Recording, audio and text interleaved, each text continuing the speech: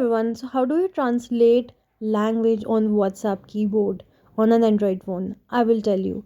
Without having any other language except these two which I have, you can translate your text very easily. So you open your chat area and type whatever you want to. So I've mentioned the game is fast. Alright, so how do we translate it to another language? So you see these three dots on middle right corner, and here's an option of translate. So I just dragged it to the main area and I clicked on translate, and I can select any language I want, whichever I want to translate. So the text should be written in Hindi and can be translated in English. But as the text is already written in English, so it is not translating, it is the same as it is, right? So let's change the language to English, that the text will be in English and the translated language will be a Koli.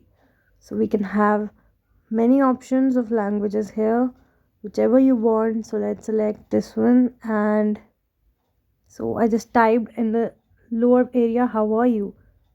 So see, this is what it is written.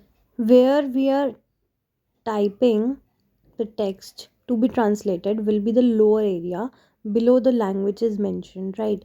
And the translated one will come on the area where we usually type something to send messages, right?